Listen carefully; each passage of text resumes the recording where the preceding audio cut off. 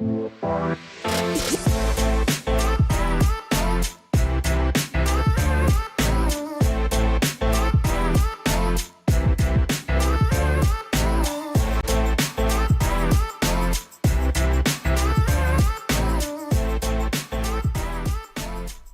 back to the PFF NFL show. Trevor, Sikkema, Dalton, Wasserman here with you guys once again for the final divisional team previews for the 2025 regular season, as next week, Dalton, 1 week from today, we're kicking it off, baby. I know that you're already excited because we got Nebraska, Cincinnati coming up tonight. You guys already did the very first full preview episode over on the College Football Channel, so I know that you are already in full swing, but man, I'm excited to power through this last episode that we've got here, get to some really, really good teams, preview some teams that absolutely could be Super Bowl contenders this year, and we're going to get to every team in that division. But how you doing, my friend? We're good. Trevor, even more importantly, and I'm going to ask you a question bouncing off this. Even more importantly, I've got my fantasy draft Sunday night while that Notre Dame-Miami game is on down there. I want to ask you, because I'm not going to lie, I'm 3 days out from it. I'm not all that prepared for my fantasy draft. I've been doing all sorts of stuff with college and everything. I got to get ready in like 3 days.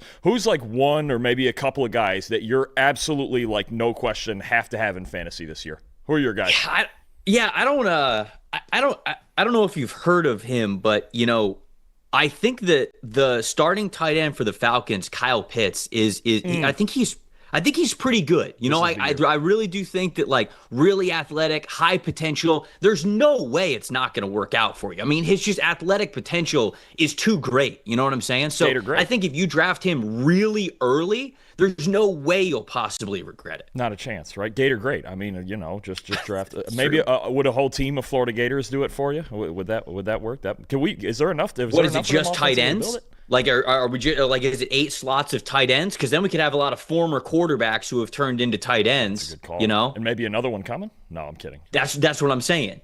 So if that's what you're talking about, then yes, I think you get to that point. But all right, Florida Gators, tight ends. The big sleeper that I have this year, the guy that I like, Deontay Thornton Jr. is the one that I've truly tried to stash on every single fantasy roster that I get. So when you get to the end and people start checking out and not caring, get Deontay Thornton Jr. on your team. Love it. Just make sure that happens. Love it. What position do you have for the pick? Do you know? I don't think I'm going to know until right before the draft, actually. We didn't do that part ahead of time. I think I'm going to find out like 30 minutes before. I just know usually with the first round, I'm not the quarterback in the first round guy, which is, because I mean, there's enough options, and I don't mind playing matchups with that. I just trying to figure it out. Usually, what it usually starts with me, of course, as the pessimist of the show, is usually I go through the whole board and I just cross off guys I know I don't want, and then I'm good with it. And then the rest I'm like, I'll be satisfied with it. That's usually the first step in the process, really. You have a Bill Belichick big board where there are like 40 total players for the entire draft, just like the Patriots used to draft. And they just eliminate everybody. If I wind up with all of them, guareed trophy. I'll know on opening night if I'm winning the trophy. Absolutely. And that was the Bill Belichick way. Really quick, I don't know how many people are in your league. I don't know if it's like a reoccurring league, if there's like any sort of punishment for the last place one. But my favorite story of fantasy football when it comes to a punishment league that I've ever heard before is one that actually the actor John Hamm talked about. I don't even remember what podcast, what show it was on or anything, but he explained how he's in this fantasy league of 10. There are 10 people that play every year, but there are 11 people that are in the fantasy league. And at the end of the season, and when we get to the draft, like tonight or like Sunday, for example, if you were in this league, he was saying he would show up on Sunday night, if you're going to a wing spot or something to like do the draft or whatever, they all get together for it because like that's the point. And the person who won the league gets to kick somebody out for the year. And then that other rotational person gets in. So that was the cruelest, most nerve-wracking punishment for a fantasy football league that I have heard anyone say is that one that John Hamm, because John Hamm actually said that one year it happened to him. He got ready, he did all this preparation, he bought a PFF Plus subscription. I don't know that for sure. I'm just guessing, because anybody out there that wants to win their fantasy league better have a PFF Plus subscription. But he just did all of this research. He was ready for it. He was ready to nail the league. And then right before the draft start, the guy who won last year goes, "John, you're out." And so he just went, "What? All right, then, packs up his stuff, leaves, doesn't get to play fantasy football that year. And that's the incentive to not finishing last. I love that idea the most of a punishment league. It's really psychological is what it is when you talk about you have to just stew on your failures for the entire season while everyone else has fun. That's tough. That's tough to have an entire. You basically get relegated. It's the soccer system. It's just it would be even better actually if they had another league of another 12 guys and that was like the lower league like it is in the soccer system out there. That would be even better. I know sickos that actually have that set up. That have like the relegation set up just like English Premier League and all that. But anyways, like I said, if you guys want to win your fantasy leagues, Dalton, of course, has his PFF Plus subscription. And if you still have a late fantasy draft coming up, make sure you get that PFF Plus sub. Subscribe.pff.com. It's the best way to own your draft. Guys like Deontay Thornton and so many other players that are these sleepers that you get at the end of the draft that might end up winning your league for you. You find those players out, looking at Nathan Yankee's rankings, looking at the fantasy projections that we have. But if you get a PFF Plus sub, of course, you guys know that it's not just for fantasy season. It's for everything, right? I mean, it's all the grades during the season, every single week to actually follow your NFL team in real life. It's the draft season stuff. It's the unlocked mock draft simulator, all of the scouting reports, all of the free agency stuff, everything. So, again, it's a great time of year to get a PFF Plus sub, but it's not just value for right now. It's value for the entire year that you guys have it. So if you don't have it, make sure you go get it. We're talking about the Washington Commanders, the Philadelphia Eagles, the New York Giants, and the Dallas Cowboys, of course, here on this show.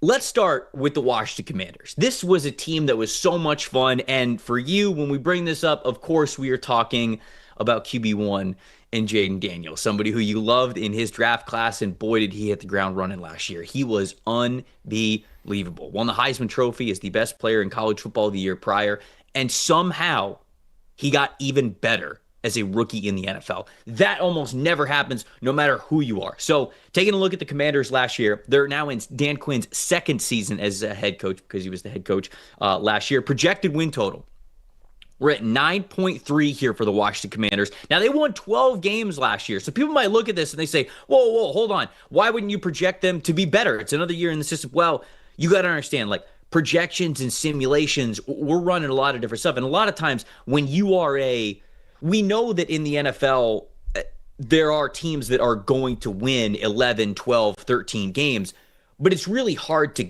get that in a simulation. That's more of obviously something that just, hey, the whole year's going really well for you. You're staying really healthy. You're playing well. You're also getting a little bit lucky. So when people see these, like I remember reading the comments for like Seahawks fans when we had them right around like the 8 projected win total and they won 10 games last year. And you and I talked on the show about how much we liked Seattle this year and how well we think they could play as a team. And Seahawks fans were just like, yeah, but you're projecting them to have 8 wins. It's 2 less than last year. Projections are, you got to understand that like projections are always going to be a little bit less than those total win totals that we have seen probably the year before. So 9.3 wins in a league that is very thin when it comes to margin for errors, like that is a good projection for them. The best teams in the NFL are going to be somewhere between 9 to 10 wins when it comes to a win projection. And so what do you think about the Commanders this year? We saw the numbers there about sort of where they ranked offensively and defensively. Defensively, it was a young team that they were trying to make sure that they got the right pieces, still turning the roster over from the previous coaching staff. They struggled a little bit in that department, but I think it'll naturally be better this year. Ultimately, your thoughts on the Commanders, what we saw from them last year, and then what you think we'll see from them here in 2025. Yeah, I mean, obviously Daniel's emergence and the run to the NFC title game makes you forget that they were the second worst team in football the year before, right? So they're still building this roster as they're going at certain positions. Obviously, the offensive line they've invested in again this offseason. The defense still isn't all the way where they want it to be. They've got some young players on that side of the ball, signed some free agents, especially on the defensive line. But you're talking about a team with an elite quarterback that won Rookie of the Year last year, had one of the best rookie seasons we've ever seen, and now they're really starting to build around him. When you add a Pro Bowl left tackle like Laramie Tunsil, now they've signed Terry McLaurin finally to a 3-year extension. You add Deebo Samuel, who I think is a great fit in this offense. You've got an emerging young room of running backs, guys like Chris Rodriguez and your guy Bill Krosky-Merritt. I mean, there's just the right mix of young kids and veterans on this team. And last year, figuring things out in all those close games as a team that was playing together for the first time, now you really, especially offensively, have faith that they'll get even better in year 2 of it as long long as nothing happens to Daniels, obviously. He's the center of it all with the arm and with his legs. He's one of the best dual threat quarterbacks we have in the league. So I just really think the optimism could not be greater for a team that already made the Final Four last year and now just needs to get over the hump of beating their division rival in Philadelphia. Everybody can see the preview articles that you specifically wrote for every single team for this exercise over at pff.com and in the PFF app. You identify biggest strengths and weaknesses for every single team, and the biggest strength that you have for the Commanders is actually the offensive skill players, which I'd love for you to unpack a little bit because, you mentioned Terry McLaurin. Obviously, he's been one of the consistent best wide receivers in the NFL, that somewhere between that fringe top 10 basically the entire time that he has been in the league, especially when he's had a quarterback that's been able to get him the ball, which he certainly does now. They trade for Deebo Samuel, but I think people might look at this wide receiver room and they go like, okay, well, Luke McCaffrey, Noah Brown, Jalen Lane, yeah, like Zach Ertz, but Zach Ertz getting long in the tooth. They got Ben Sennett, who you like, but he's more of a sort of like a Swiss Army knife type of a tight end backfield player. The running back room, we think that Bill Krosky-Merritt is going to lead that room now, especially with Brian Thomas Jr. no longer on the team. But you mentioned skill position as one of the biggest strengths for this team, where I think for the majority of the summer, a lot of people have talked about it as a question mark. So your thoughts overall on just that group specifically heading into the year? Yeah, I mean, Terry McLaurin's obviously at least a top 15, if not top 12 receiver in the NFL, one of the best deep threats in the NFL, and his ability to win those one-on-one matchups outside, especially deep downfield, is huge. That's why it was so big for them to get this contract negotiation done with him, get him on the extension, get him on the field. I think Deebo Samuel really is a perfect complement to McLaurin. When you talk about what he still has left in the tank after the catch, this is a team that runs a high rate of screens. Jaden Daniels throws a lot of balls near the line of scrimmage, under that 10-yard mark. He's very efficient and accurate. I think Samuel's going to be able to take advantage of that, and he's not going to have to play running back at times like he did in San Francisco because the team's already got depth there. I think Cliff Kingsbury is going to find a ton of ways to use Deebo Samuel, and I'm looking at that fourth-round pick you mentioned, Jalen Lane. He can do similar things to Deebo Samuel. I'm telling you, he's going to be their punt returner this year. He can get in the slot. He can win after the catch. He's a really good separator who just didn't have the most accurate quarterbacks at Virginia Tech. I think he could be a real player for him. Zach Ertz is a reliable chain mover. You've got a pretty deep tight end room. You've got a deep running back room. Don't forget Austin Eckler, too, in a part-time role, who was good for them last year. He's not carrying the heaviest load like he did with the Chargers. In a rotational role, Austin Eckler is still a good player, but it all centers around Daniels as well. He opens up things in the run game for the running backs with the option threat that he is. He's so accurate and consistent as a passer. I mean, I like this unit. The individual players might not blow anybody away other than McLaurin, but I like this unit together in the way that Cliff Kingsbury has built it around Jaden Daniels. Yeah, I think Lane was a really good landing spot type of a draft pick where you go, okay, like he's not the most complete receiver out there, but you mentioned what Washington really wants to do well, what Cliff Kingsbury has done throughout his tenure as an offensive play caller, whether it's been at college or the NFL. It's vertical stuff, but then it's the short stuff too. He wants to maximize speed and get the ball in the hands of his really athletic playmakers, and I think Jalen Lane is that, so you'll see plenty of opportunities for him to be able to do it. In these articles, like we've talked about here throughout this series, you have a key stat for these quarterbacks. And for Jaden Daniels, you have 1.5% turnover-worthy play rate last season. That is best in the NFL. He had a 90.6 in elite passing grade last season. People do. They talk about the spectacular with Jaden Daniels. They talk about those big vertical throws down the field. Certainly with Brian Thomas Jr. and Malik Neighbors when he was at LSU, that's a lot of what we saw. It was a lot of 3 and 4 verts, a lot of slot fades, a lot of everything that allowed him to push the ball deep down the field. We know what he can do as a rusher as well.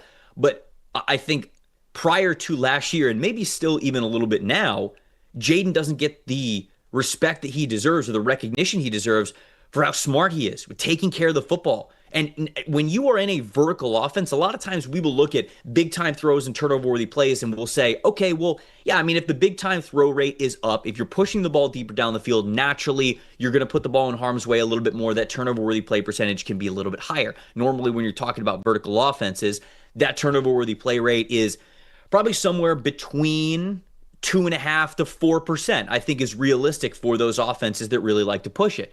Jaden Daniels being sub 2% turnover-worthy play rate is a really great number from him. And I just think that it's a great stat to call out. Amongst all the great things that Jaden Daniels does from an explosive standpoint when it comes to really putting up points and pushing the ball down the field, It's how he took care of the football last year that was just as much of a reason of not only that elite passing grade, but them making it to the NFC Championship game. And that's the reason that he's so hard to beat, right? He's so talented. He's so accurate. He can throw the deep ball well. I think, he even says this year that he's even stronger this year, and that part's going to look even better with his arm strength. He's an explosive runner who led all quarterbacks, I should say, in missed tackles for us, had a 90 rushing grade as well. And then you talk about a guy that doesn't beat himself, right? When you talk about you're getting under 2% with the turnover-worthy play rate, that's elite stuff. Lamar Jackson was in that range as well. Joe Burrow's in that range as well. So if you have a guy who doesn't beat himself and then makes all the explosive plays on the ground and through the air like Daniels does, you've got a shot to win every single week. And it's part of the reason they were in games against teams that, were on paper more talented than them. They were winning all those one-score games. He was leading them on fourth-quarter comebacks because he just doesn't beat himself. And he even very rarely misses throws. I mean, he's one of the most accurate quarterbacks in football already. So if he holds that, and he's held that since college, Trev, when he was drafted, he had the best turnover-worthy play rate for his career of any Power 4 quarterback in PFF college history. That goes back to 2014. He's just always been like this. The big-time throws and the vertical passing was in question. His rushing ability certainly wasn't, but I think this is the part that may have been missed throughout the entire process is he's never been prone to turnovers, and it feels like he's just not going to be in the NFL either. Yeah, he certainly started things off really well as a rookie. Let's talk about the defense a little bit before we get to Ben Lindsay's season-long bet that he really likes for the Commanders this season. Defensive line, a little bit of a question mark, right? I mean, you paid Javon Kinlaw a lot of money. Certainly, you can understand the potential. That's why he was a first-round draft pick. But still, to this point, Javon Kinlaw has remained potential over production. So we'll see what he's like now with Dan Quinn in that defense. You've got Johnny Newton. You've got Deron Payne. Don't have John Allen anymore. You have Von Miller as well on the defensive side, Dorrance Armstrong along that defensive line too. But linebacker level, I think it's really key to talk about Bobby Wagner still being in this group, really solidifying things. I love the duo of him and Frankie Louvu. And then on the cornerback side of things, really like Trey Amos and what we've seen already. I was a big Trey Amos guy in last year's draft. He was a top 30 player for me. He's somebody that I really like the fit of him going to this defense as well, because I feel like he could be an outside starter for them, giving you a lot of flexibility with him and Marshawn Lattimore and sort of what you do with Mikey Samerstill. Let him be that inside-out type of a playmaker that he was even last year, but you feel better about it with Trey Amos. That's a little bit of an overview. Where do you want to focus on, whether it's the rookie at the cornerback spot, the linebacker, and what Bobby Wagner is, or the defensive line? Where would you focus in most with the Commanders on that side of the ball? I mean, I think the defensive line in certain matchups, and especially head-to-head against Philadelphia, is going to be my biggest concern, particularly in run defense, right? Yes, they signed Javon Kinlaw, but he's never been a great run defender. They signed Von Miller, but he's going to be a situational pass rusher. I think this defensive line is the one unit that could get him in trouble in certain matchups against these teams with good offensive lines, right? You talk about in the NFC, Philadelphia, the Rams, especially when they're running the football, the Lions, Minnesota, Green Bay. I mean, these are teams with really good offensive lines that you can't get overpowered in the trenches against, right? And then I think the cornerback spot's really key. I mean, Trey Amos, like you mentioned, the second-round pick, who probably could have been a first-round pick. He's been good on the outside so far in the preseason. Marshawn Lattimore, I think, is a huge key. They traded for this guy last season, and he was hurt when he got to him. They need him to be the number one type outside corner, or at least something close to it that we know he's been all these years in New Orleans, right? And the biggest thing about it, we've mentioned this a lot this summer, getting Mike Sainristil back in his natural position in the slot would be huge for this defense, even in run defense. He's so aggressive. He's a great tackler. He's a smart football player. And last year, to his credit, he played well. He was their best corner last year, and he was playing outside where he didn't play a whole lot at Michigan either. So He's just a gamer and a guy with a high football IQ. If you get him back in the slot and Lattimore and Amos are good on the outside at corner, your pass defense gets a whole lot better really quickly. Yeah, I felt like he, just because of the size and the lack of length, I felt like he was destined to be just mostly a nickel corner in the NFL, knowing that he could flex and play some outside when you needed him to, but labeling him sort of as that nickel defender, I gave him a second-round grade in the draft, and I almost never give nickel corners just because there's a lot of them, right? I mean, like, you could have safeties that turn into nickel corners. You could have just smaller corners that don't have the length to play outside. Sometimes you get guys who did play outside and they're more comfortable in the nickel. There's just so many different areas. And when you talk about value and round value, yeah, of course, talent, of course, goes into it. But especially when you try to get positional value into it a little bit, scarcity sort of goes into that. How valuable is this player for you? I really feel that as the NFL has really started to spread out, make 11 personnel, the new base, as we talk about that with nickel defense as well. The nickel cornerback position does become really important. And for Mike Sainristil to get a second-round grade from me, it goes into exactly what you said. That run defense that he has, that mentality, being able to do everything. The closer you get this guy into the line of scrimmage to be able to help against the run and giving him the option to face all different types of receivers for how good in coverage he is, I think that that's going to be huge for them. And if Trey Amos and Marshawn Lattimore can at least hold their own on the outside and it gives you that flexibility, you're going to see a very aggressive Dan Quinn defense this upcoming season, even maybe with some question marks along the defensive line. For the Commanders, Ben Lindsay has the Commanders at under 9.5 wins as his bet here. That's minus 110 on DraftKings. Now, obviously, when you're betting the under, there's a lot of things that he could that could happen for this team. And Ben kind of notes that here. This is his explanation for it. Quote, whether it's fourth down efficiency, record in one-score games, or health, and then in parentheses he has, Commanders have the oldest roster in the NFL in 2025 after largely a very healthy 2024 season. He says Washington stands out as one of the top regression candidates from 2024, where they went 12-5 and made the NFC Championship game. They'll also face the 10th hardest schedule in 2025 per PFF after getting a very favorable schedule there in 2024. So a little bit of regression when it comes to the fourth down efficiency, their record in one-score games, having a tougher schedule. That sort of goes into that win projection being a little bit lower. But Dalton, the under, I think, at 9.5 is perfectly placed with the Commanders, especially with our projections having them right around that line at 9.3. So if this team stays healthy, I certainly think that they could get back into the double-digit win column and be that sort of team this year. But as they have one of the older rosters, if they do start getting banged up, well, then you start worried about the depth a little bit. That's where you get into Ben's like, hey, could it end up being 8 or 9 wins here for this team? Your thoughts on Ben going with the under here on 9.5 for the Commanders? You in or out on that? Yeah, I think it's one that I understand because you go, there's a few key guys that you go, if something happened to that guy, they'd be a serious problem. Bobby Wagner's obviously one of them. Terry McLaurin, obviously this is why they had to get him signed. He's the one true deep threat on this team. If something happened to him, even for a few weeks or a month or so, you're talking about an offense that gets a lot less vertical. I think Laramie Tunsil's obviously a huge factor at left tackle, right? As long as he plays 17 games, you feel good about their pass protection, a lot better than last year, but you lose them and it goes right back to the same as last year where it was bottom 10 at some points in the season. So there's some key guys that they really need to play all 17 games. The one thing I'll say, though, is that I think Jaden Daniels, we talk about the big four quarterbacks, right? Mahomes and Lamar and Allen and Burrow. And the idea with those guys is that if you have them, almost no matter what else is around them, you have a shot to win games. I think Jaden Daniels is just about getting in that category where as long as this guy plays 17 games, you have a shot to win every single week. It doesn't matter who you're playing. He's going to play all 60 minutes. Like we said, he's not going to beat himself. He's an explosive playmaker both ways. So I get the logic because the thing I'm most worried about is their defense, especially in matchups against good offensive lines. Their D-line could be an issue, and they could get in a lot of high-scoring games again this year. So when you're playing with fire like that and your defense is still a bit shaky,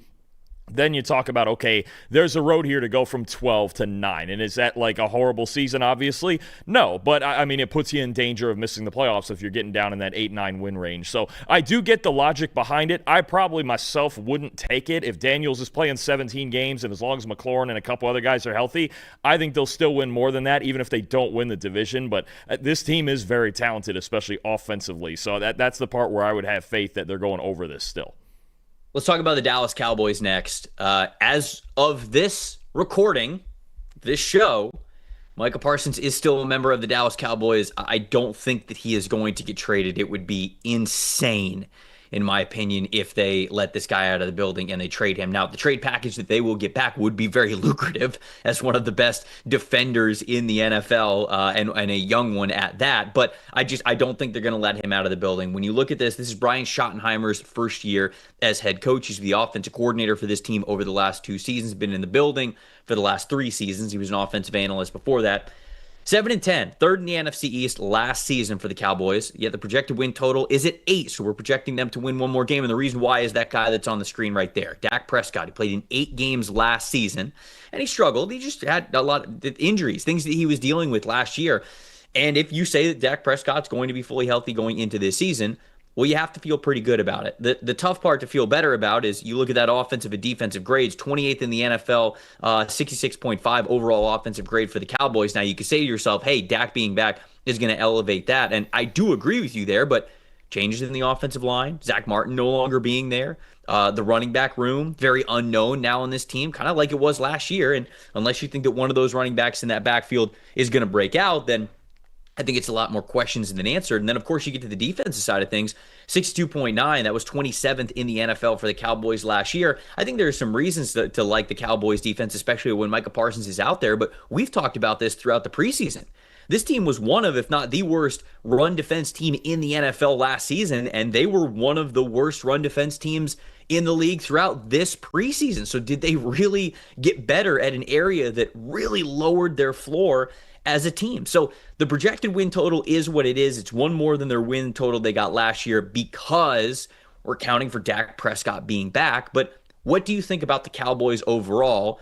Some of the decisions that they made in the offseason, really largely ignoring that defensive line when it was such an issue last year. I love their draft. I love getting Tyler Booker and Donovan Ezraku and Simone Revel on this team. I think these are really good players, but it's hard for me to really think the Cowboys are going to be that much better, even with Dak Prescott being back. I think that projected win total being right at 8 is perfect because you're talking about a team, in theory, if Parsons is happy and playing all 17 games, right, and Prescott plays more like we've seen throughout his career as opposed to last year when he really struggled, then you've got a team that I think can contend for a wild card spot. I don't think they're a prime Super Bowl contender. They don't have enough in the trenches for me to be one of those, especially when you look at the teams in their own division. Philadelphia is the standard in the trenches. Washington's offensive line is at least, I think, really good now with adding Laramie Tunsil. The Cowboys have questions with some of the more physical parts of the game, running the ball, stopping the run. Their O-line, their D-line, especially in run defense, has been a problem.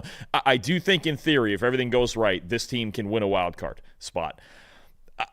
Right now everything's already kind of a mess because even if we're getting Parsons back during the last week before the season, Brian Schottenheimer's already said, oh, there's going to be like a ramp-up kind of period where we don't know if he's going to play a full game. You're playing Philadelphia week 1. If Micah Parsons isn't playing 60-plus snaps, I don't know who's going to stop this. You're playing the best offensive line in football. So, I mean, we're already behind the 8 ball in this front 7 with your best player and a front 7 that I already had major questions about. So I think there is a wide range of outcomes here. I do like the passing game. I will say my favorite move they made this offseason by far was getting George Pickens. Say what you want about him, whatever, however it ended in Pittsburgh, but he's a perfect complement for CeeDee Lamb. Because when you look at Prescott's struggles last year and even CeeDee Lamb struggling a bit last year, they just did not have that second guy who could take the top off. Anybody who could get vertical and create that space underneath for CeeDee Lamb to work his magic. So I'm in on the George Pickens trade. I'm all in on that. I think it's great. I think the problem is their lack of a run game. Dak Prescott might be a good bet to lead the league in pass attempts this year. They may just have to throw it every play because I don't know really what they're going to – I mean, Javonte Williams, Miles Sanders, Jaden Blue, a fifth-round rookie who I like, but he's never been a full-time running back like that. Their inability to run and stop the run is what gives me pause. It's a lack of balance on both sides of the ball. For the key stat you had for the quarterback position in Dak Prescott last year, it was a 4.7 turnover-worthy play rate, which was second highest amongst quarterbacks with at least 300 dropbacks. Now, the year prior, I was making cases that I wasn't saying that Dak Prescott should win MVP over Lamar Jackson. I felt like Lamar Jackson should have won MVP 2 years ago. But I felt like Dak should have gotten consideration for how well he played. Or at least we should have talked about or recognized what a fantastic year Dak was having. So he was playing that caliber back in 2023. 2024, obviously a very different story. So if you tell me we get a lot closer to the 2023 version of Dak Prescott, then yeah, I feel good about that 8-win total, and I could even go over that for how well he was playing and how important that position is. But he's got to be fully healthy. He's got to play the full season, and it's got to look different than what it did last year. And I think the George Pickens being in the lineup helps that. But again, I won't say a step back in the offensive line. I'll just say uncertainties because I won't, kill him for it before the season even started. And then not having that running back room to lean on, to have that confidence with. That is something that they have to establish with their identity. So how do you feel about Dak specifically highlighting that statistic of what we saw last year from him? Yeah, he may not play well enough to be second in the MVP voting again. I think he had a 90 passing grade that season 2 years ago, but he also should be better than last year. Lowest passing grade of his career, highest turnover-worthy play rate of his career. It just wasn't good. And I think the big theme, again, I don't think it's just him. It's not his fault. Yes, there were bad throws, but he was thrown into a lot of tight windows because nobody was open. There was nobody other than CeeDee Lamb that could separate. And even when these teams got in zone coverages, half the defense's eyes just went to number 88 because they know exactly where Dak wants to go with the ball. He couldn't trust anybody else. The year before, why Dak emerged into an MVP candidate was because you at least had a guy like Brandon Cooks who threatened safeties and created that space for everybody else. And Dak's a very good vertical passer who can hit those throws, especially down the seams. Last year, you didn't even have a healthy Jake Ferguson. That's a big factor in this, too. He didn't look great last year with the injuries he was trying to play through. So I think healthy Ferguson, George Pickens added, CeeDee Lamb's obviously an elite player. Guys like Jalen Tolbert and Kevontae Turpin, I think even Jaden Blue could help him as a receiver. This can be a really good passing game. And even if Dak's not a top 5 quarterback like he was 2 years ago, a top 12 sort of performance like he usually gives you is a major improvement on what he did last year, and then especially in the games that Cooper Rush had to start in the second half. Let's talk about your rookie to watch that you mentioned for the Cowboys, and it is Tyler Booker. And, it's unfair to say taking over for what has been a Hall of Famer type of player in Zach Martin, but the reality is that's basically what's happening here. It's a 1-in, 1-out. And, you note in the article about Booker's ability to be a downhill type of blocker, a man and gap scheme, run blocking concept type of an offensive lineman. Anybody who watched Tyler Booker when he was at Alabama, anybody who, read our thoughts throughout the scouting process and everything knows that the guy wants to be in a phone booth, right? He wants to get you between the shoulder pads. He wants to push you downhill. He wants to displace you when we are moving north to south. Now, I don't agree with the assessment with Tyler Booker, and I think that they could certainly lean into more man and gap scheme run blocking concepts. But the Cowboys specifically last year, they ran those man and gap scheme run blocking concepts, those more downhill power concepts, what Tyler Booker is good at, just 25% of the time, whereas they were running those zone concepts more than 50% of the time. So they kind of leaned into those zone concepts a little bit more last year. Now, maybe that's just what they thought the strength of their running backs were last year, as opposed to what they think the strength of their offensive line and the backs that they have this year are. It could certainly switch. But Brian Schottenheimer is still the offensive coordinator. This is technically his third year, or he was the offensive coordinator last year. Obviously, as the head coach, he's got heavy offensive input on exactly what the offensive identity of this team is going to be. And this is his third year there. So it's not like they're switching coordinators. So it does worry seems a little too strong of a word, but you draft Tyler Booker and you talk about, oh yeah, no brainer, look how good he is as a player. I have a little bit of concerns about the scheme fit overall with this team, given what it was last year. Now, again, a lot of changes, and so that could bring up those changes in how often we see those power run blocking concepts versus those zone blocking concepts. But I also don't know if Tyler Booker's the perfect fit for the Cowboys. I guess time will tell there. What do you think? I think that the scheme part of it's to be determined because they were still running Mike McCarthy's offense. And even though Schottenheimer was there as the OC, Mike McCarthy was calling the play. So I think there are, when you go back and even look, Schottenheimer's got a long history. I can remember him when the Mark Sanchez days calling plays for Rex Ryan and the Jets. It was a little more of a downhill power scheme. Now, that was one of the best offensive lines I've ever seen with Nick Mangold and Brickashaw Ferguson and those guys. But I mean, even going all the way, I think there could be some changes to the scheme. I think they do want to get more downhill and lean in between the tackles, running these power schemes and doing things that Tyler Booker can do. And I think we have faith in him as a pass protector on the inside, right? He was 4th in true pass blocking grades among all guards last year in college football. So I think Booker is a solid fit. I'm with you. I don't know that I would have taken him 12th overall. And we've talked about the draft order and things, the order of how the Cowboys took these guys. But either way, he's going to start at right guard for him. And I actually do feel pretty good about their interior of Tyler Smith, Cooper Beebe at center, and Tyler Booker on the inside. It's the tackles I worry about more than the interior guys. I think Booker, is he going to be the best guard in the league? I don't think so. I think he's more of a long-time solid starter, but I think he could be a good fit if Schottenheimer does make those changes because it was still Mike McCarthy's offense last year. The season-long bet for the Cowboys that Ben Lindsay likes, George Pickens, more than 8 receiving touchdowns this season. You find that over on DraftKings at plus 200. That would be quite the year for George Pickens, who his career high to this point in a single season has been 5. So he's never had more than 5. Ben's saying that he likes the 8 number there. Dallas has had, this is his words here, quote, Dallas has had the second most efficient passing offense in the NFL since 2023, and Prescott was at his best last season when he was attacking vertically, a role that Pickens is set to fill in 2025. Prescott is comfortably the best quarterback that Pickens has played with in his career, and with a questionable run game and defensive questions as well, the Cowboys will likely be forced to pass at a high volume all season. What do we think about that bet, Dalton? I think that high volume part you just mentioned is the whole key. I think there's a chance that Dak Prescott leads the league in pass attempts. I don't have a ton of faith in this team, especially at the running back position, to be able to have balance in this offense. I think when push comes to shove and you start getting in these high-scoring games and they just need to score points because they can't control the pace of it, they're going to get in a no-huddle offense. They're going to throw the ball a ton to CeeDee Lamb will probably lead the league in targets. George Pickens could score a lot of touchdowns. I think anytime they get down in the red zone, if he gets that one-on-one opportunity with the goal line fade, he's going to get those chances. Pickens is going to have plenty of opportunity to hit this mark. I think Dallas is going to be throwing the ball a ton. It makes a lot of sense to take a lot of the Dallas passing overs this year. Yeah, and there's a good odds, plus 200, obviously pretty good odds there if you think that is going to happen, and there's obviously reason to believe it. All right, before we get to the New York Giants are up next. Talking to all the parents out there. Parenting, it's filled with high-pressure decisions. It can be difficult to tell if we made the right choice for our kids' future, right? But here is a simple decision that you can make today that could have a meaningful impact on your kid's future. Opening up a UGMA kids investment account with Fabric. Starting their investment journey early and giving them a financial head start. Fabric by Gerber Life was designed by parents for parents to make it easy to plan for and manage your family's financial path.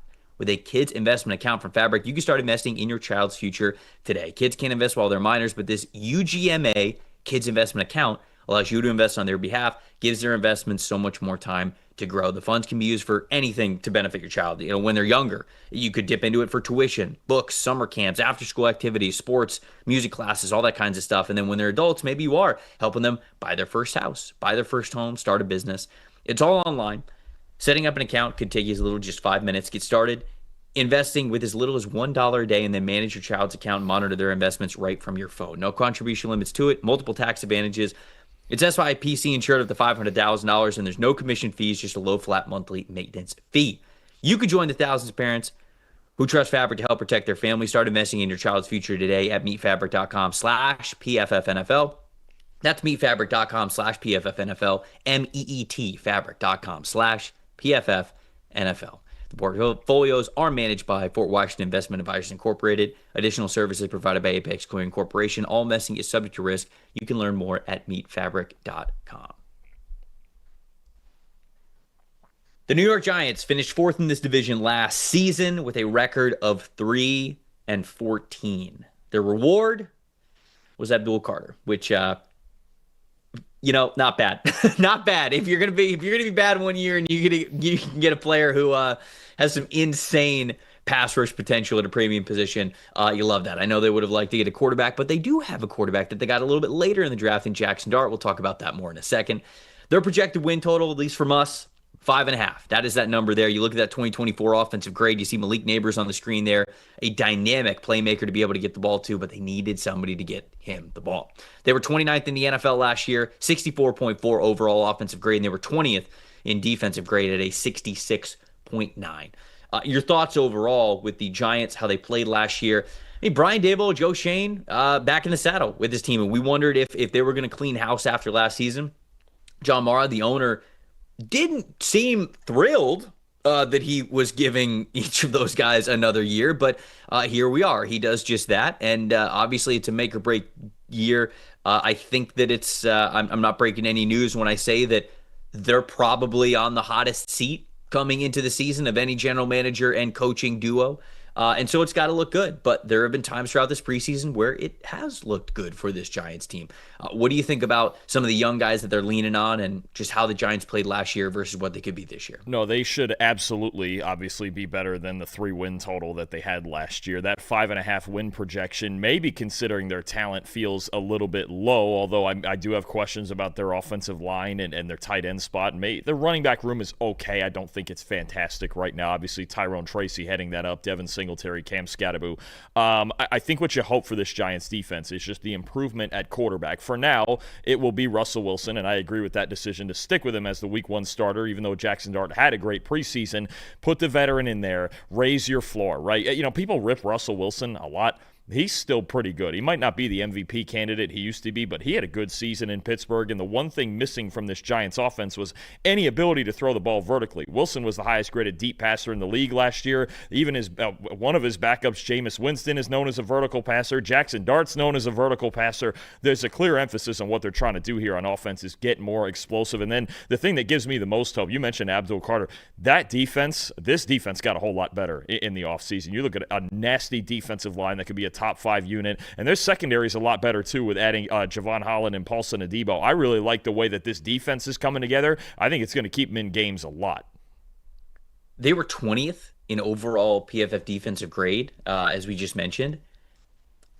This certainly has the potential to be a top 15 unit. I think top 15 is kind of, I don't want to say a lock. Anything could happen, but like I would be disappointed if this team is not better than top 15 this upcoming season. And I really do think the Giants have a chance to be a defense that at the end of the year finishes somewhere between 8 and 12, right? When it comes to overall defensive grade. I mean, that'd be a great year for them. It'd be a massive bounce back season. But you mentioned the pressure that this front can generate. If they're fully healthy, Dexter Lawrence, Brian Burns, Kayvon Thibodeau, Abdul Carter, like there's what?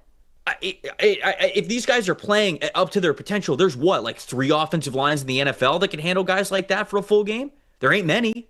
So if these guys are really starting to figure it out, especially when we get to the second half of the season, they're all very cohesive together. They're getting very aggressive.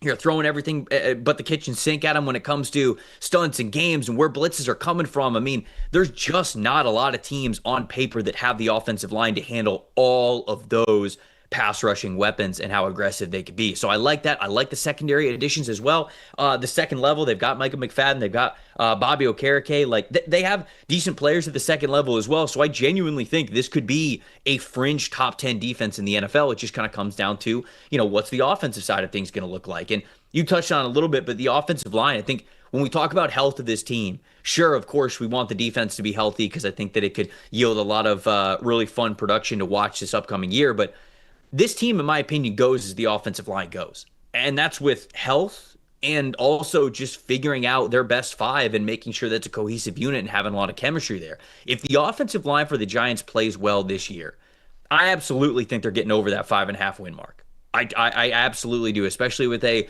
4th place schedule with them finishing last in the division last year. So I'm not sitting here getting like super bullish on the Giants, but there is reason to believe that if you like who Brian Daboll is as a head coach, which I do, you can look at the last couple of years and say, yeah, they took some swings and they ended up being misses. They had some bad, ball luck when it came to where the ball was bouncing. They had some bad injury luck as well. If they get more on the lucky side of things and you believe in him as a head coach, if you tell me this offensive line is going to be fully healthy and even decent, I like the Giants' chances to compete against a lot of teams this year. Yeah, Trev, if the Giants, per our grading, were the 5th worst offensive line in the league last year.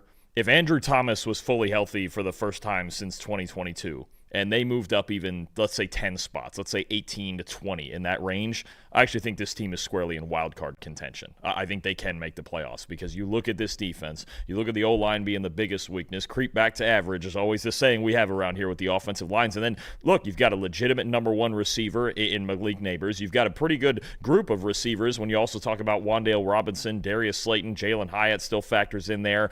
And then you have a much better quarterback situation that at least allows you to push the ball vertically when you want to. And Brian Daboll wants to throw the ball downfield more so than he did with Daniel Jones in the previous season. So I think this team, the trenches are big, especially on the offensive side. If they can get a good offensive line going and they can balance it out in the run game, Tyrone Tracy, like we mentioned, especially as a starter, I think you do talk about a team that's at least capable of getting a wild card spot because, again, Russell Wilson's a major improvement still on Daniel Jones, especially deep down the field. If they feel like Wilson's faltering, we've seen Jackson Dart look good in the preseason and they can start looking towards the future, and he seems to be taking comfort in Brian Daboll's system. So I think there is a lot of hope here for the Giants. There should be a lot of optimism here, both short and long term, but they just have to go out and execute. I think especially offensively, the offensive line is the biggest concern for me for sure. How good can Abdul Carter be as a rookie. This is somebody who I think that this gets lost, right? Because we talk about how talented Abdul Carter is and how dominant at times the tape looked like last year at Penn State. That was his first year as a full-time edge rusher, right? He's an off-ball linebacker for this team as a freshman and a sophomore. Last year was the first year that he was a full-time edge rusher, and it looked like that. It was elite PFF grades. It was great pass rush win percentage. It was athleticism that offensive tackles at the college level simply could not handle. Now, when you get to the pros, obviously it's a lot different. And these offensive tackles, especially the ones that have been around the league for a couple of years, they are not only able to match you pretty well athletically, but they can technically beat you as well. They can neutralize a lot of pass rush moves. I've said this before, sort of as a scout and a draft analyst. There just are not many people in the NFL that could just win off being an athlete. I mean, you've truly got to be like the 1% of the 1% of the 1% to be able to do that. Normally, you have to be a really good athlete and you have to hone your craft very well. You've got to have great technique. You've got to have a variety of pass rush moves. You've got to understand the why of pass rushing. Okay, I'm attacking the outside shoulder with a couple of different moves consistently through the first half of the game, and that's allowing me to set up either going straight through their chest with a bull rush, a speed to power, or hitting a nice inside counter that I'm saving for the right moment on a third and long situation. Something like that. Can Abdul Carter be an impact player, even though just this being year 2 of him as a full-time edge rusher this year on that Giants defensive line? What are your expectations for him? No, Trev, short-term, long-term, whatever time frame you want to put on it, because to me, he's just about the exact same player. He can be as good as Micah Parsons. I know it's the easy comp, converted linebacker, same school, wore the same number, all of that, number 11 at Penn State's a whole big deal. Max tells me all the time, but no, he's got that level of talent. He's a Micah Parsons clone, and I've already seen in this preseason Shane Bowen is going to experiment with putting Carter in pass rush situations on the inside next to Dexter Lawrence, flying all around at linebacker. He could even drop back to linebacker in their base defense if they need a third one, because he's got that experience as just a stand-up or a down edge rusher. He's a freak of nature. At any point, the idea behind taking this guy third overall was that he's the next Micah Parsons. It's the same blueprint from the same school. It really is almost the same player. That's how good Abdul Carter can be, and he very well could do it immediately.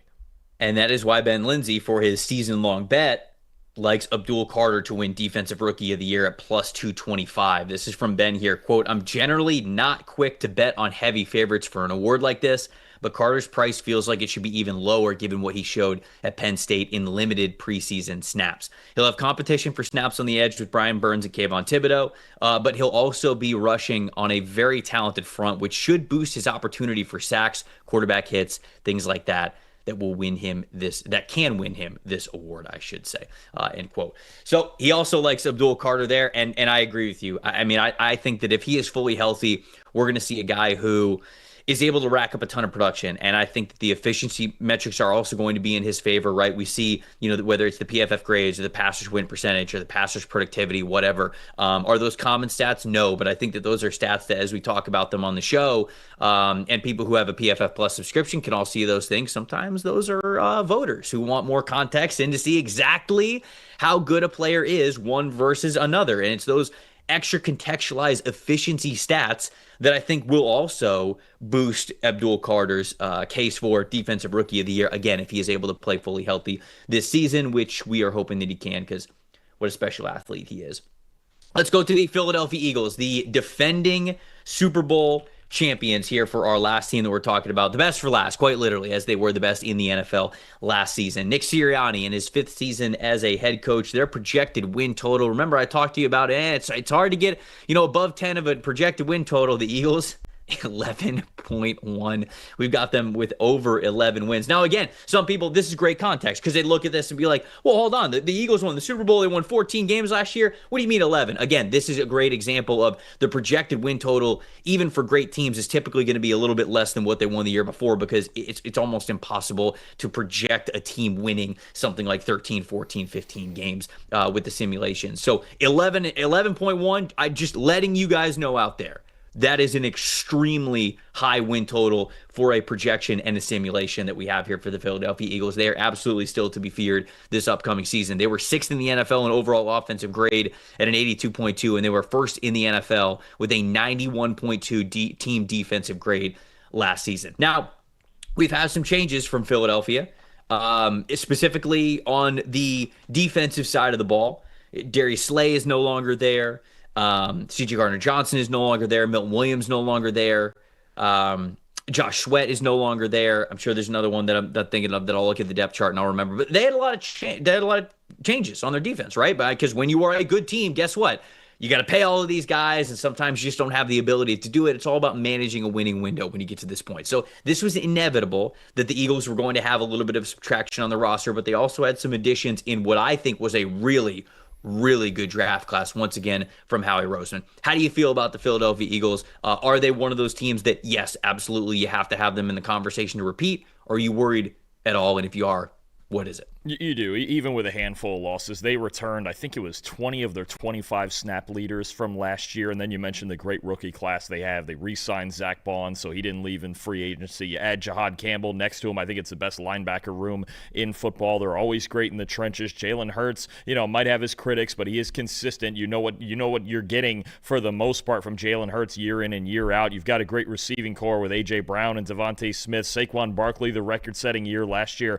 This team, to me, is still the most talented team in the NFC, and I think certainly talented enough to repeat as Super Bowl champions. They have all of the tools. They have great coaches. Vic Fangio and what he did on the defensive side last year was just unbelievable for a team that struggled big time the year before. Their coverage unit especially was the reason that they didn't win a Super Bowl or get far in the playoffs in 2023. This team's got all the talent in the world. They're one of the best teams in football, inner circle contender for sure.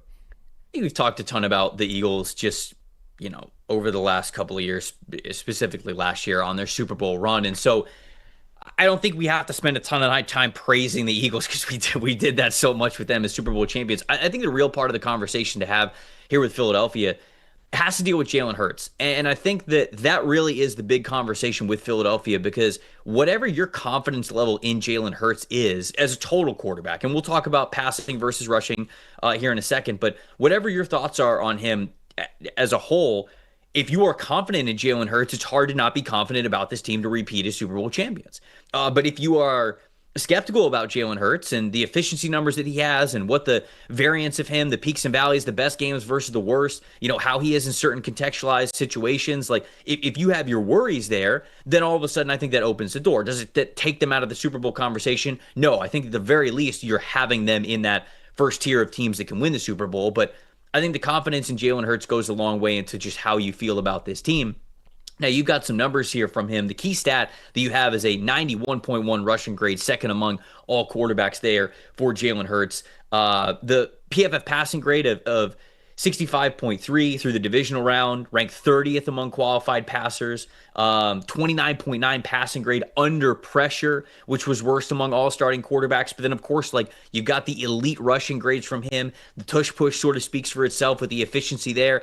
And certainly down the stretch, the NFC Championship game in the Super Bowl felt like two of his best games of his entire season, which you love to see your players, especially your quarterbacks, play best when the lights are brightest.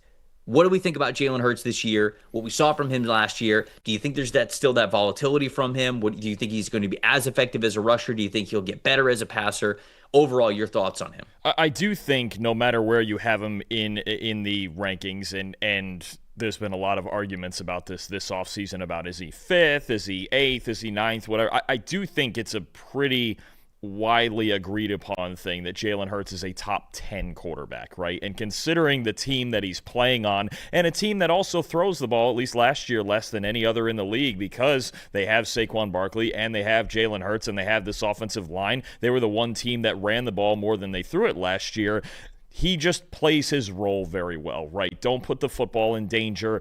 See the one-on-one matchups with A.J. Brown and Devontae Smith and take advantage. Like you mentioned it, all of the quarterback sneaks. Every time they're within 2 yards of the chains, they're going to let him do the tush push, and he gets all the rushing touchdowns down on the one that I'm sure Saquon fantasy owners hate. But, I think with Jalen Hurts, There are times where it's inconsistent in the passing game. It's also schematically not the most complicated passing game either. It's more based on the talent and especially A.J. Brown's ability to win in single coverage.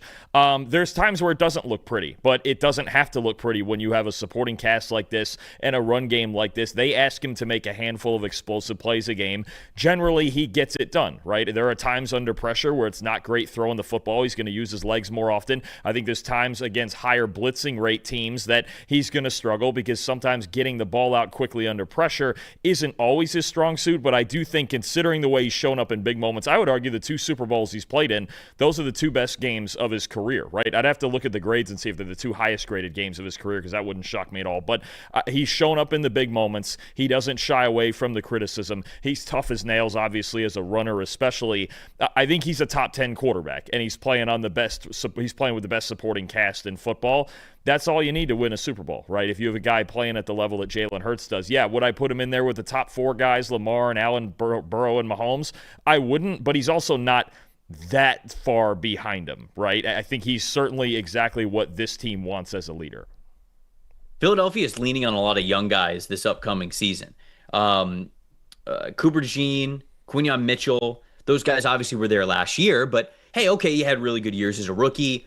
The cornerback position is just very high variance anyways. And so are they going to have as good of a year as they had last year? I think some people look at it and say, oh, they were good as rookies. That just means they're always going to be good. And that's not necessarily the case, especially when you're in your first, 2-3 years in the league and you're playing that position. It is a naturally high variance position. So you have those guys that you're leaning on. Keely Ringo could very well be a starting cornerback for them this season. Andrew Makuba might end up getting some playing time as a starter over Sidney Brown. Maybe he starts the majority of games next to Reed Blankenship at safety, and that would be a rookie there. Jahad Campbell getting in the mix at linebacker. Obviously a rookie there. Jalix Hunt as starter for the first time, potentially as the edge rusher, replacing Josh Sweat. Smael Mondon's probably going to get in the linebacker rotation as well. You've got some younger guys on the defensive line, but they've been there a little bit. Nolan Smith, Jalen Carter, Jordan Davis. You feel good about those guys there, but they're relying on some young guys on that defensive side of the football.